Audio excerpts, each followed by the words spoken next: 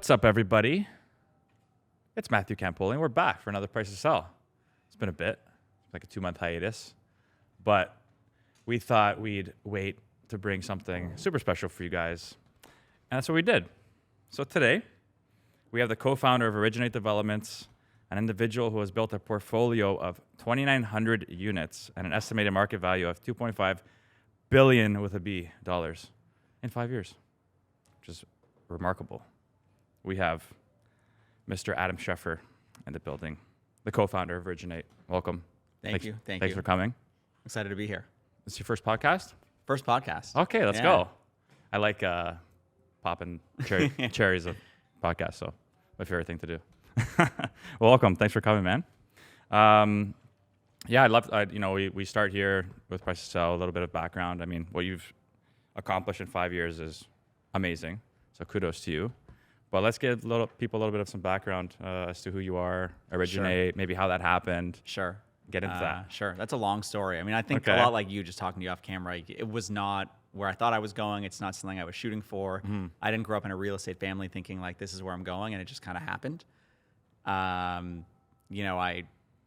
got this job in undergrad working for this young, successful entrepreneur. His name is Daryl Furston, and he started this weird business. It was like a student side hustle. He sold flowers at graduations in the summer. And that's kind of how he paid his way through school. Was studying engineering at U of T. Set up at U of T's graduation and Wilfrid Laurier's graduation and, kind of hustle. When he graduated school, he was making more money selling flowers than he would as an engineer. And it's like, I guess, I loved small business. I guess this is where I'm going. So I started working for him in undergrad, and it was like this great crash course in operating a business. That company kind of expanded across the states, and I'd go down to Texas with 30 guys, and we had no warehouse and no facility, and we'd fly in the flowers and rent every Ryder truck in town and sort of figure out how to set up at these schools that we had contracts with. And it was a great way to learn how to manage people, how to sell, sort of how business worked. And I came to work for him full-time after school and loved it. Then he was going into real estate himself, and I watched him grow that business, and I learned a lot from him, moonlighting there when we had a little bit of spare time, and it was a great start for me. And I kind of followed in his footsteps and started investing small. And I think I came at it with this perspective that I'd learned working for him of everything's an operating business. Like I've heard other people on your podcast talk a little bit about how they buy something for cash flow or how they're thinking about appreciation. And my thought was always, I'm not smart enough to time the market. I'm not smart enough to know where to go, but I'm going to out hustle everybody. So everything I'm buying needs a lot of sweat equity. And that grew and grew. And, my boss at the time, now business partner, Daryl, said, listen, whatever you want to do, I'm in with you 50-50. Is he the other co-founder? So he's the other co-founder. Cool. Yeah, he also owns Originate Developments, a really large developer west of the city that he built completely on his own, also with a partner. And that brought a lot of legitimacy. So as I started doing things and they got bigger and bigger, I sort of had him there. And that gave me the confidence, and it gave investors the confidence, and it's what let us grow so quickly. It's amazing. So this is the same guy who started the flower business. Same guy, yeah. So I started working from at 18. Now I've been half my life working for or with him. Now we're 50-50 partners. He's, a little more silent on the Originate side. Yeah. Actively running an 8, but it's been an amazing run together. Very cool. So you said he started to dabble in real estate, and you started to learn from him. So what did that look like? So he's got in the beginning. He's got a great story. So he, was taking the money he was making from this business and buying a $300,000 student house in Waterloo. Okay. Adding a few bedrooms, refinancing it, and growing. And so he was converting. Converting. Kind of like a burr. Totally. Cool. And every year he would buy a couple, and he kind of reached this point where banks started looking at him as a commercial operator. Okay. Almost like they're saying, you really own an apartment building, it just has 20 addresses. Yes. And he couldn't get financing anymore. So he got into construction. Okay. A couple small apartments, and by small I mean like 20 units, and then tried out his first student housing condo. And our other business, this, was based around selling at university graduations, was pretty seasonal. I had July and August off. One year he sent me to China on a sourcing trip, and one year I was a finishing super, and I'm like, listen, I'm like 25 years old and I have no idea what I'm doing. Yeah. He's like, it's fine, just buy a hard hat and show up. That's funny. So I got to learn a ton that way. Yeah. And eventually they grew out of student housing into probably being the largest high-rise developer west of Mississauga, with some really big stuff in Hamilton, Kitchener, Waterloo. So I kind of he's someone that really believes in people, not in experience. And that's a philosophy we've really brought into Originate, finding the right people, and if they need to learn, they need to learn. And he gave me that opportunity, and that's how I learned so much, just throwing me into situations where I was really unqualified, but figured it out. Very cool. So, and then how did your real estate journey start? Did you start to replicate his model? Yeah. So, I mean, the first thing I bought was a student house at York that needed a little work. And I was saying I view them all as Were operating. you my landlord? I'm kidding. I don't know. I'm kidding. I'm kidding. I commuted home.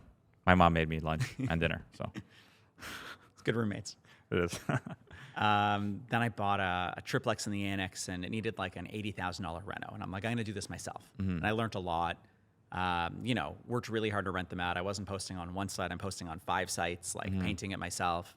And then, maybe there was a bit of arrogance here, but I'm like, I'm going to try to build a house. I'm like, I'm going to make some mistakes, but my mistakes are probably going to be smaller than what I pay a GC, which I don't know if that's the best advice for anybody. Yeah. So I built my first house, and it just grew from there. And then I did a 6-unit project, 6 townhomes in the annex, and each project got a little bigger.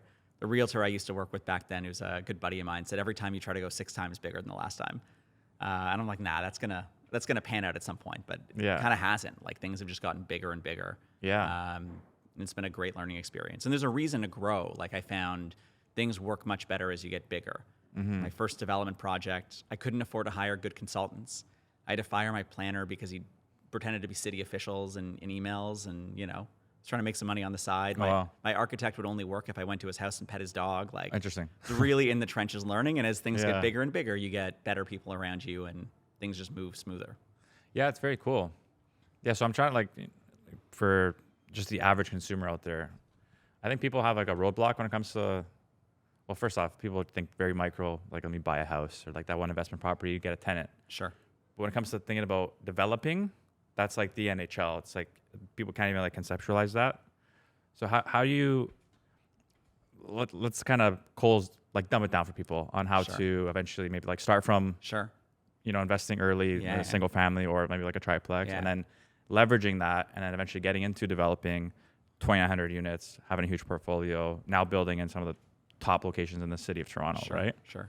Listen, I couldn't conceptualize that either. Yeah. Right? When I started, I said, I'm going to be in this missing middle space. I'm going to do 6 townhomes, a small walk-up apartment building, the kind of things that aren't happening so much, and I'm going to exist in my own space. I was intimidated too. And as you get into that, you realize the process is the same if you're doing 6 townhomes or 1,100 units, but you get a lot more help along the way if you've got the right people and more room for things to go wrong. One of my early projects, which was a small project, one of the buildings got designated heritage. Now, if you're building 50 stories, the ground floor didn't work out the way you thought it would, but you got a lot of room to go. When you're building 3 stories, that can be a real challenge. So sometimes bigger is easier, but to sort of dumb it down, like, I think you're looking for a need, and you got to start out as a hustler, right? Unless you're coming into this with money, which I don't think most people are, you have to come into it with that hustle. When I started in development and I was trying to find people to invest in these projects, I was saying, listen, I get that the CEO of every other company is smarter than me and more experienced, but I'm doing the job 2, 3, 4 rungs below him too, and I'm hustling it. None of it's rocket science. Like, Toronto's got the biggest development industry in North America. There's a lot of smart people to help you. You just have to put one foot in front of the other and go for it. And I think getting started, you kind of need a backup plan. Like, my first development, which was 6 townhomes, was me buying a corner lot in the annex for a great deal, saying, I know that I could renovate this into a triplex. That's my downside. Now I'm going to try to buy the neighbor and do something a little bigger. But if that doesn't pan out, I think it was $1.3 million for a 30-foot lot in the annex, like, on, corner around a DuPont. I'm like, that's a great rental. And that's something that I think a lot of people could conceptualize. This is going to be a triplex, and I'm going to try my hand in something bigger, but I've got that downside protection. And I think it sort of grows from there. Even now, as we buy huge sites, a lot of our thought process is it's a crazy world. What happens if things don't go according to plan? What am I buying? What's it worth? What are my other opportunities? And how am I going to hustle my way out of it if the world changes? Interesting. Yeah, I like that, having like that backup. That comfort that you can fall on. Like, the purchase still works even if the bigger vision doesn't. For sure. Right. And at that point, you're assembling to. Yeah, it depends on the site. Our last 2 transactions, one of them was actually, we bought it from a U.S. company who was trying to get out of Canada, and it was a 1-piece deal. The one before that was a 13-piece assembly. The one around the corner from you, right here, just down the street at Bathurst and Richmond, was an 8-piece assembly. Okay. So everything's a little different. It depends. But, like I said, the more you're hustling, the better value you're creating by putting that 13-piece thing together. You're doing something someone else didn't think they could do. Yeah. Our neighbor who had a development application in there said, we never viewed this as a high-rise site because we just never thought anyone would put all 13 pieces together. And I think that's the hustle. Are you the boots on the ground, Oh, knocking yeah. on the neighbors' Oh, yeah. doors? Oh, yeah. How is that interaction? You knock on a neighbor's door. Maybe you have 10 out of 13, or the last one. Oh man, the How last, is that the interaction? last one. So we had this lovely woman. Her name was Irasima.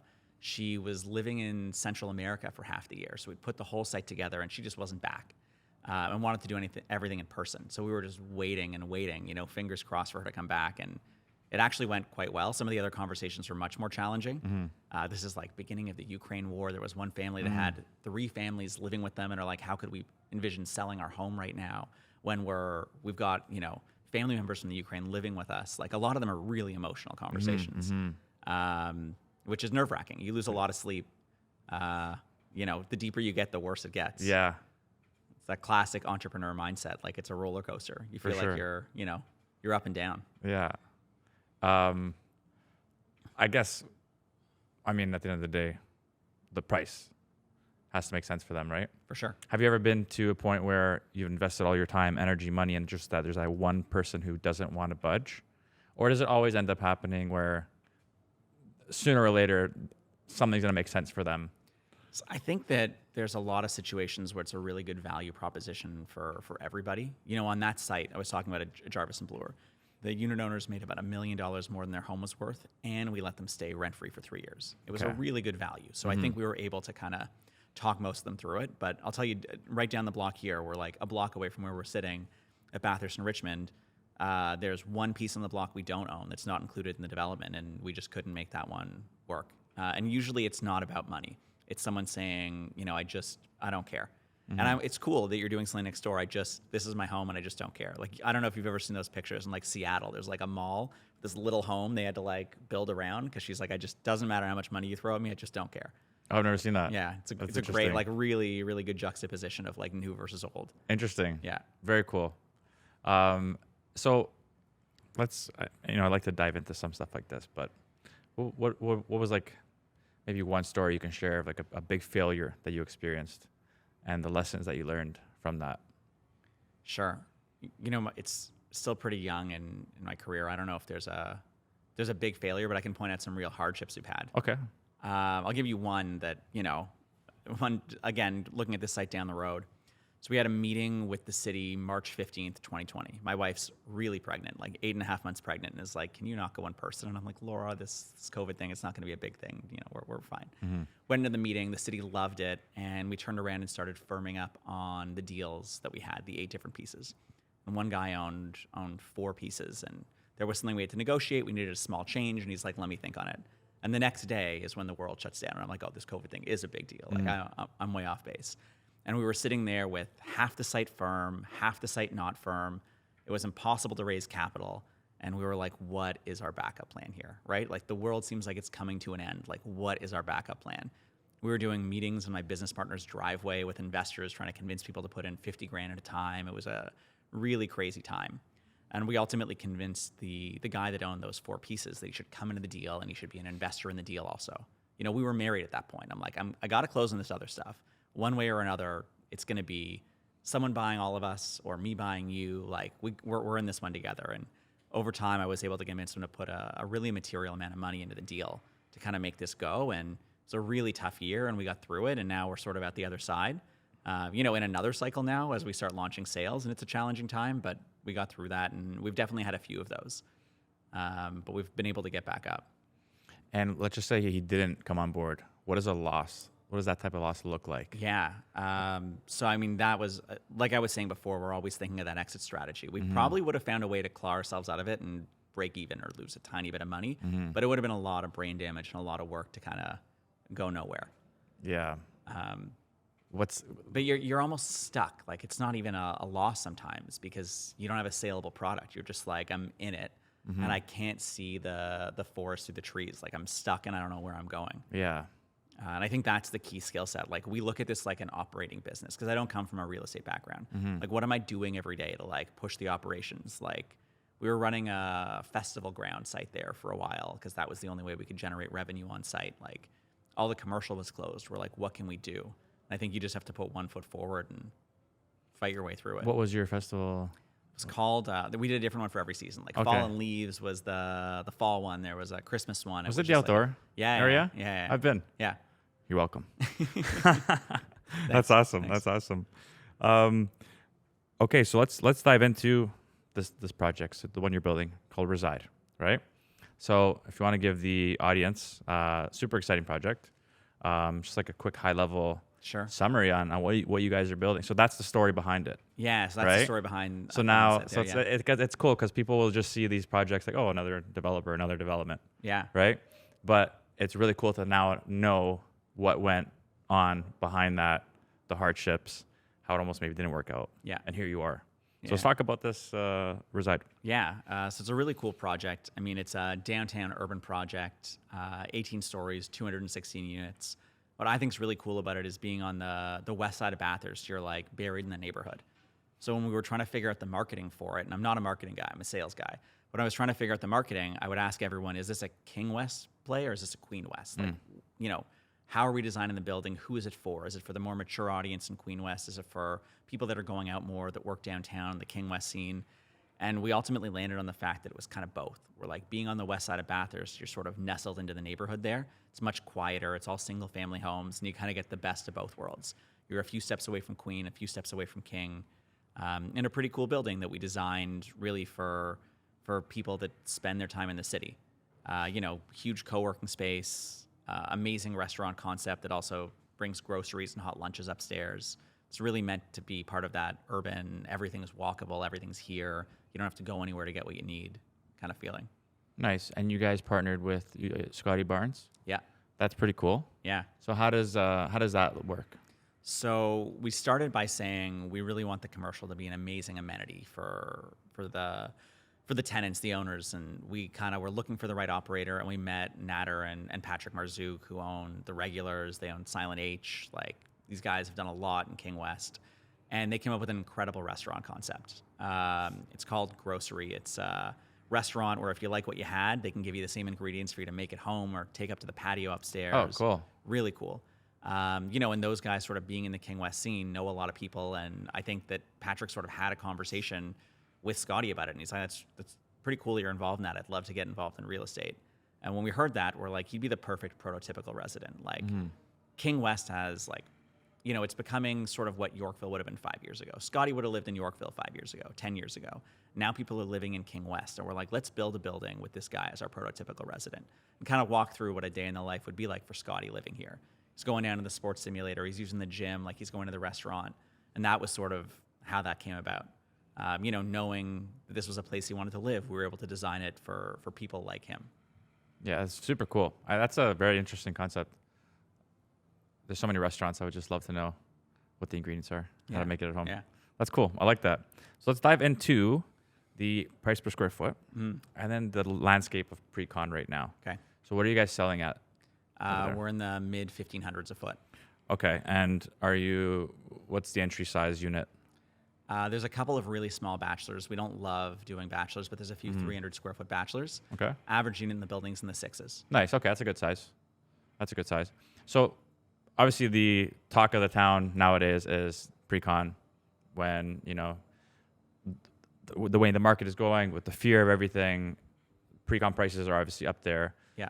Whereas resale pricing is, 1,100, 1,200, 13 a foot, right? Pre-con 15, 16, 17. I've seen some for, more. For sure. Obviously Yorkville, you're in the 2000s. So how can a buyer wrap their head around, especially with the fear of everything happening in the market, how can a buyer wrap their head around paying these future price points now? So I think if we go back a year, 2 years, we're saying that discrepancy existed. And the reason buyers were okay with it is because this is sort of a bet on the future of the city. They're saying this is, almost like I'm buying an option. I'm going to close on this thing down the road. I don't have to worry about it for the next 4 years. And I know the city's going up. Now you're saying people are asking that question of like, is the city going up? Like, is that what I want? I'll tell you why it's going up. That price, mid 1500s, isn't because we think that's where market is. It's because that's where costs are. We need to make a 12 to 15% margin, 13 to 15 usually, to walk into a bank and say, finance this. If we're making less, there's no project because they're not financing it. And these things cost hundreds of millions of dollars. You know, we have some projects that are $1 billion cost to build, one project. Wow. Like you need every major bank in on that, all 5 of them together. So you need to have a margin that supports them taking that risk. And that's where these numbers come from. Now, we also know Toronto needs a ton of housing, and it's not coming in single-family low-rise. City's done some great stuff allowing, you know, garden suites and laneway homes and basement apartments, and that's great. It's just not going to have a huge volume. It's going to come in the form of high-rise. And these costs can't really change unless the government steps in and does something on, you know, HST is a huge cost, and development fees are big, but a lot of it's Canadian-based labor, and that labor is going up and up, right? Things are getting more expensive. The unions have negotiated for wage increases that go well into the future, so we can see where this is going. It's not about the cost of steel, it's about the cost of Canadian-based labor.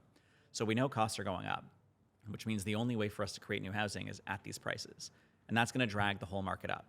You know, when we get to the position that that building's done, how are you going to justify that everything else around it is worth $300 a foot less? So that kind of pulls the whole market up. And that's what we've seen like for the last 20 years. You know, when something sells for more than today's market and it completes and people close, which happens, you know, on every project, the whole neighborhood around it gets pulled up. Yeah. And that's ultimately what's going to happen. And there could be a pause where it's really hard to sell units and there's a slowdown in construction.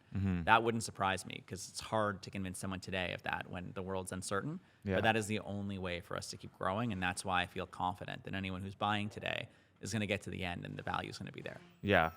Because obviously we've been through a big bull run, right? Yeah. And we've seen condo pricing kind of roller coaster up and down the past 4 years. You know, some will say we're at a similar price point we were at 4 years ago, you know, where things have peaked, gone down, peaked, gone down. So just to add to the fear out there, it's like how can we provide confidence to these condo buyers? Well, you gotta understand what that last peak was in March 2020. I was selling a project in March 2020, and I'll tell you the psychology was I would look at the piece of paper and say, we can sell for this much. This is what we can sell for and make a margin the bank will finance. But we've seen cost increase 15% in the last 6 months.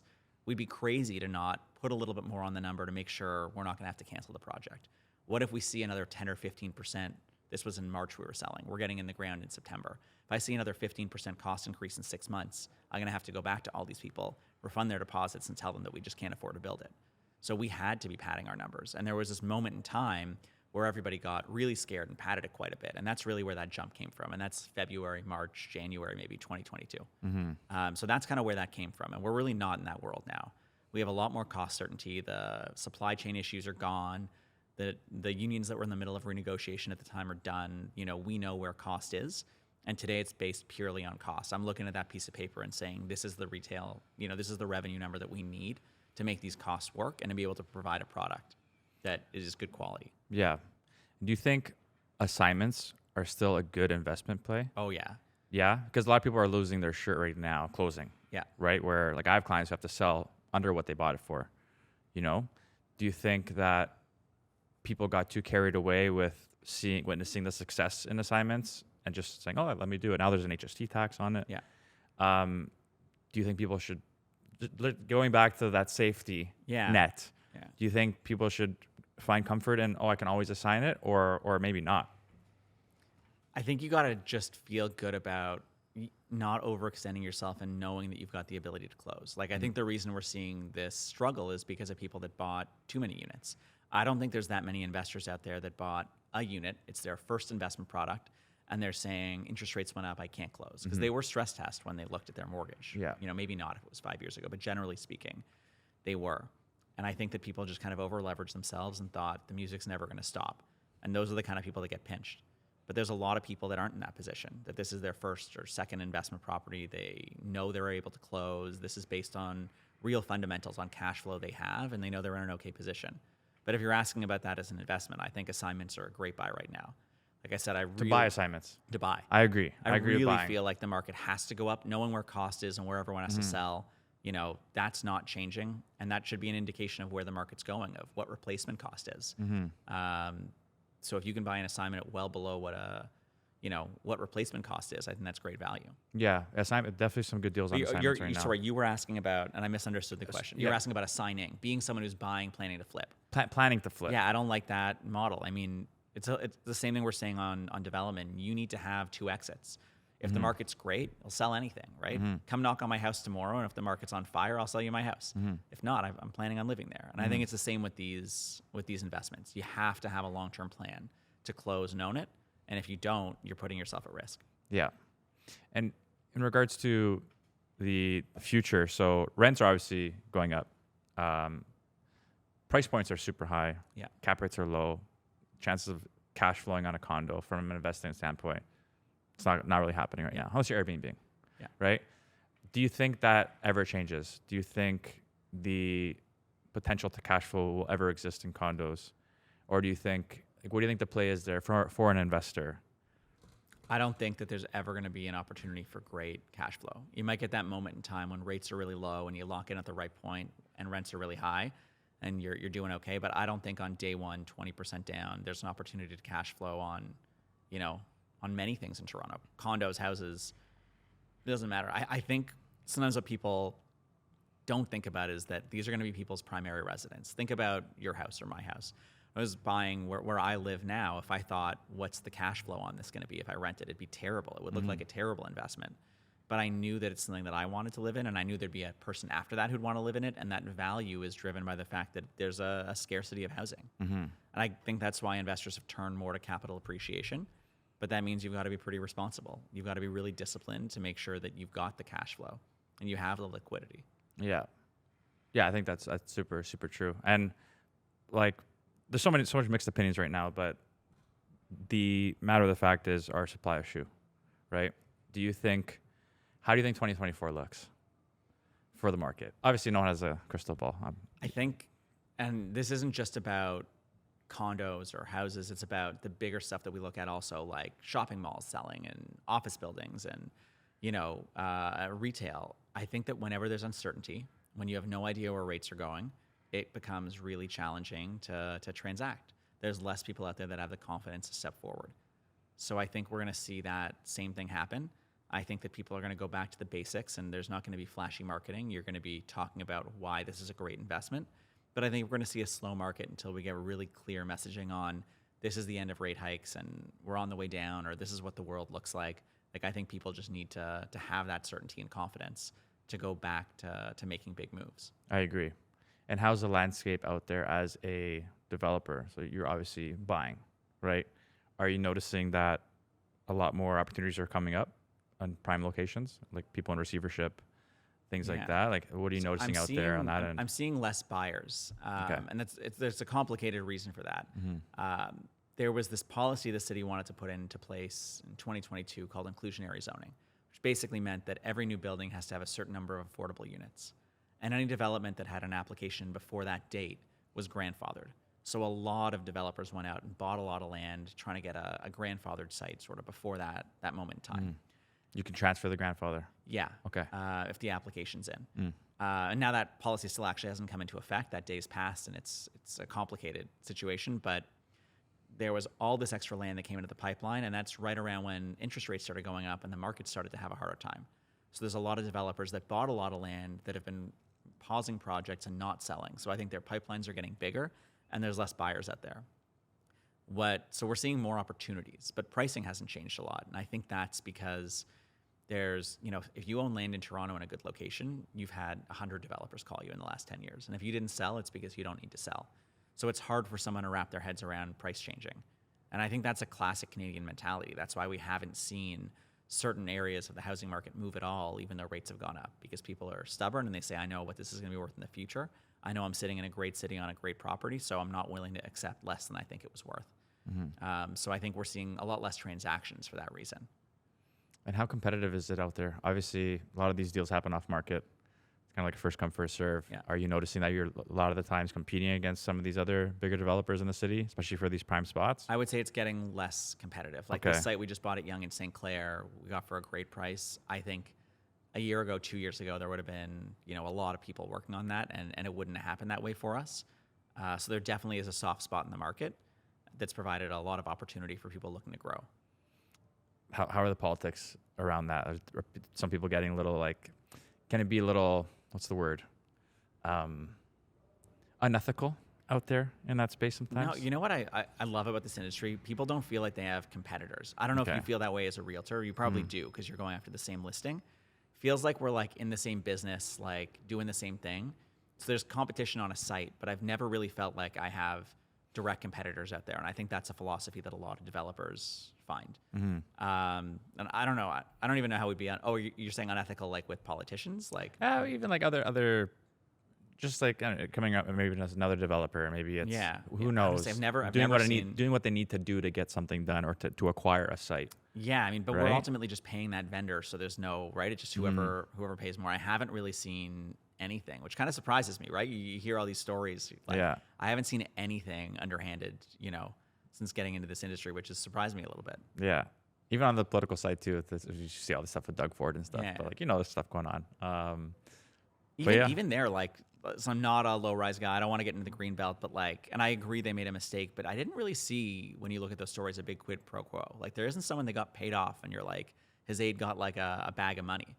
It was just bad policy decisions, and like some guy got a massage in Vegas, but like it didn't seem like there was some big payoff. And I think that's Canada. Like, I really just haven't seen a lot of corruption in Canada, which surprises me every time my business grows and I meet bigger and bigger people, that it's not something I've run into. Yeah, that's interesting. I think that's a good thing. Yeah. That is a good thing. Yeah. Well, I mean, you've been awesome. Thank you for all this info. For people interested in, so let's talk about, so we have Reside, it's currently for sale, right? What else do you have in the pipeline? So we have 3 other big projects in the pipeline. We've got one under construction now, not included in those 3, at Bayview and Shepherd, 699 Shepherd. Just getting out of the ground. It'll be 2 years, just under 2 years to occupancy. Our next launch is probably going to be that Yonge and St. Clair property, which is about 700 units just south of St. Clair on Yonge. Do you have a name for it yet? No, not yet. We've got a really cool project, sort of like a tower in the park project at Don Mills and Eglinton at 123 Winford Drive, like right in solid the ravine. Locations. Really cool. Yeah. Really cool spot. And then something at Jarvis and Bloor, just south of Bloor. Okay. Also about 700 units. Nice. So those will be coming out in the next couple of years. Beautiful. Good for you, man. Thanks. Exceptionally well in a short amount of time. Thank you. Very admirable. Very, very lucky. Yeah. A lot of luck. And hard work. Yeah. Old school, hard work, sweat equity. I love it. So for those that maybe want to reach out or inquire, where's the best spot to reach you guys? You can check us out at originate.build. All our projects have direct websites. You can click and link right through. Our info's there. Or catch us on Instagram at originate.developments. Awesome. We're going to post all of your links and quick access for people to click on. And to everyone out there, again, thank you for tuning in. Please don't forget to like, subscribe, share it. Hope you guys found a lot of value. You can always reach out to me too if you guys have any questions on my Instagram page through Price to Sell or my Matt Campoli page. And we will see you guys on the next one. Peace.